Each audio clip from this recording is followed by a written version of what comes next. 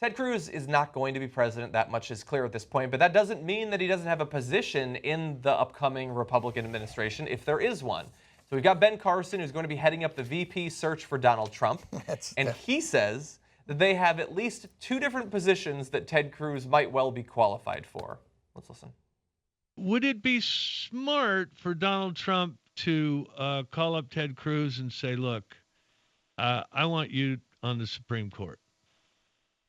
I think it would be, but you know, those are deep wounds. It may take a little while for that to occur, but yes, I do think it would be smart. And do you think that terrific on the Supreme Court, or I think he'd be a terrific Attorney General, or he could be both. Not at the same time. He could be Attorney General first, you know, go ahead and prosecute Hillary, and then go on the Supreme Court. Or he could be both. Or he could do many things. Never trust a guy who takes a publicity photo doing this. Like Ben Carson did. Hey, those are gifted hands, buddy. I like that John Gibson felt the need to remind, because you don't know with Carson, felt the need to remind Carson he couldn't have those jobs at the same time. Yeah. Those are that job requires one person's full attention.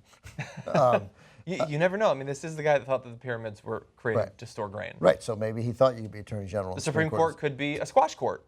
Look, maybe. I don't think. I don't think the best squash court in the world.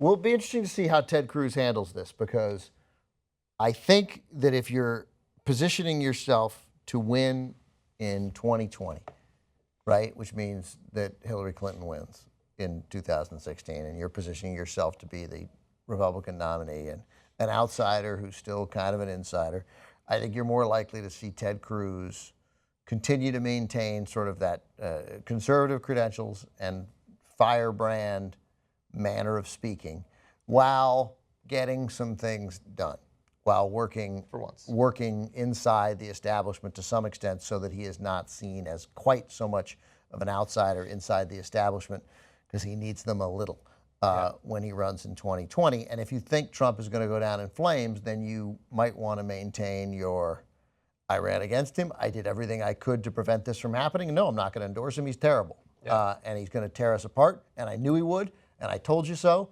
And now I'm here to fix things and run against Hillary in 2020. If I were Ted Cruz on day one, meaning today, week one, that path would intrigue me much more than being a good soldier and getting in line in an era when that's not even something that voters are particularly looking for. Particularly care for, yeah. Right, and in an era when it really might be most irrelevant, and there's a really good chance that it's not going to work anyway. And because it's Trump, even if you didn't, you're likely to be forgiven in a way that if you hadn't supported Romney, they might have held that against you. Exactly, yeah. And look, we know some people are going to take that path. Ben Carson is obviously looking to do something. He said that he would not be the VP candidate because he literally said something to the effect of it's too much work. He said, you need somebody who can pick up a lot of the slack. I'm not that person. I'm very, very tired. And he also said why were you running for president? Why were you? If you couldn't be VP, how could you possibly have been president? And with those gifted hands, isn't that enough? Couldn't you hold the burden? But look, Cruz is not liked by the Senate. I assume he could still get confirmed as a Supreme Court nominee, although I don't think that's 100% likely necessarily. Christie is obviously looking for some kind of boost into the next election. He's not that old of a guy. Ted Cruz is young as well. He could look for, maybe in 4 years he could run again, although he's just not a likable guy. I don't see him winning. Even if Trump wasn't the nominee, I think Jeb Bush would have killed him. I hear you, but there's no way that Ted Cruz acknowledges that. Yeah, I get that, but then you also have to think, first of all, Ted Cruz on the Supreme Court, absolute disaster. Ted Cruz as AG, absolute disaster. Ann and I did a story a couple of weeks ago about his crusade when he was in a similar position in Texas to stop dildos from being used, because he doesn't believe that you have any right to stimulate your genitals outside of a situation where you're procreating. This is a guy that can never, ever be on the Supreme Court. And if it's even conceivable that Trump would put him on, that's reason enough to stop him. This is a crazy person. And we already have heard a couple of names. I don't remember the exact names that Trump has put out as potential Supreme Court nominees. Judge from Wisconsin. There was some guy who said that abortion is just legalized fetus murder or something like that. Like we can't have that conversation. Now, whether Ted Cruz would want to have that conversation, being on the Supreme Court for a guy as ideological as him, obviously a very prestigious historical position. He doesn't appear to like being a senator very much, and he is despised by all around him. It's not impossible that he could like going to the Supreme Court. Ted Cruz is going to run for president in 4 years. I find it because he still. Well, why not just leave the Supreme Court at that point?